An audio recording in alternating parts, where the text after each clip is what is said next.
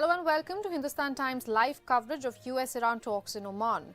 As we speak, American and Iranian officials have arrived in Oman for their latest talks over Tehran's nuclear program.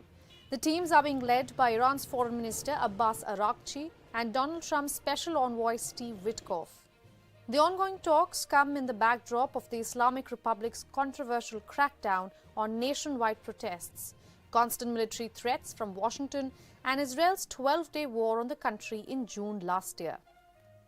U.S. President Donald Trump has kept up pressure on Iran, moving aircraft carriers and other military assets to the Gulf, and suggesting the U.S. could attack Iran over the killing of peaceful demonstrators or if Tehran launches mass executions over the protests. Trump has pushed Iran's nuclear program back into the frame as well after the June war disrupted 5 rounds of talks held in Rome, Muscat, Oman last year. Iranian Foreign Minister Abbas Araghchi has reached Oman for the talks.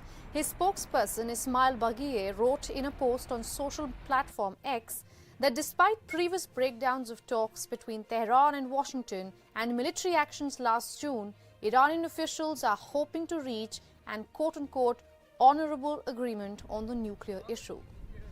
Bagheri further said that at the same time, we have a responsibility not to miss any opportunity to utilize diplomacy in order to secure the interests of the Iranian nation and safeguard peace and tranquility in the region. Just hours ahead of Friday's meeting, many questions hovered over the talks, including the scope of the agenda. While negotiations are expected to focus on Iran's nuclear program, Secretary of State Marco Rubio this week said that U.S. hoped to discuss other concerns as well, like Iran's ballistic missiles, support for proxy networks across the Middle East, and the treatment of their own people. Iran has said it wants talks to focus solely on the nuclear issue. Trump began the diplomacy initially by writing a letter last year to Iran's 86-year-old Supreme Leader Ayatollah Ali Khamenei to jumpstart these talks. Khamenei has warned Iran would respond to any attack with an attack of its own. Since returning to the White House, the president has been pushing for talks while ratcheting up sanctions and suggesting a military strike by Israel or the U.S. could target Iranian nuclear sites. A previous letter from Trump during his first term drew an angry retort from the Supreme Leader.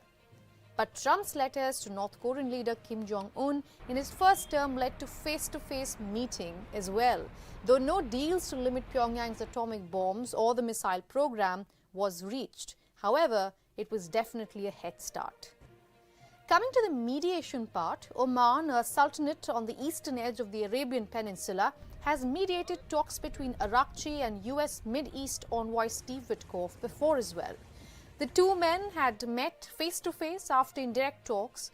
This is a rare occurrence due to the decades of tensions between the two countries. Also, expectedly, it hasn't been all smooth.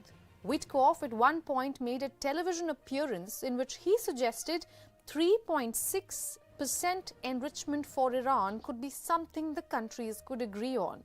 But that's exactly the term set by the 2015 nuclear deal struck under former U.S. President Barack Obama, from which Trump unilaterally withdrew America when he came to power.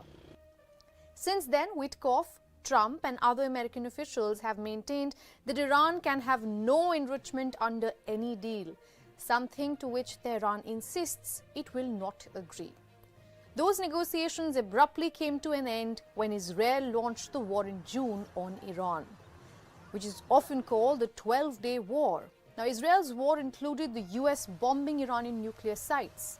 Iran later acknowledged in November that the attack saw it halt all uranium enrichment in the country, though inspectors from the International Atomic Energy Agency, often known as the IAEA, have been unable to visit the bomb sites. Within 6 months of that, Iran was in the grip of nationwide protests over the collapse of the country's real currency. Those demonstrations soon became a threat to the current regime, with slogans like "Death to the dictator" becoming common. In retaliation, Tehran launched a bloody crackdown that, according to Washington-based rights groups, killed thousands and saw tens of thousands detained by authorities. Tehran has also accused the U.S. and Israel of instigating the protesters. Now, today's talks are taking place in the middle of decades of mistrust.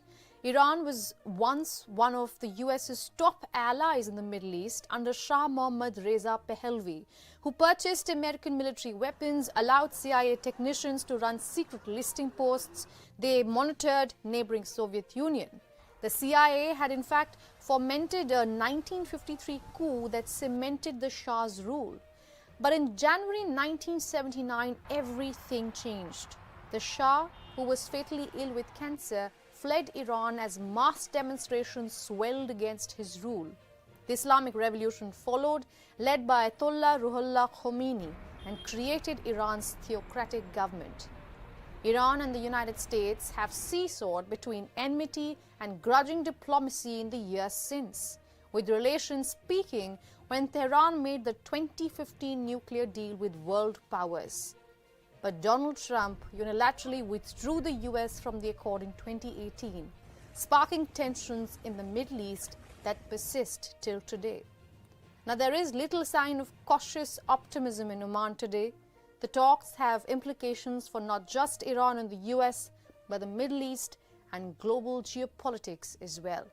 Stay tuned to Hindustan Times as we get you the live updates from Oman.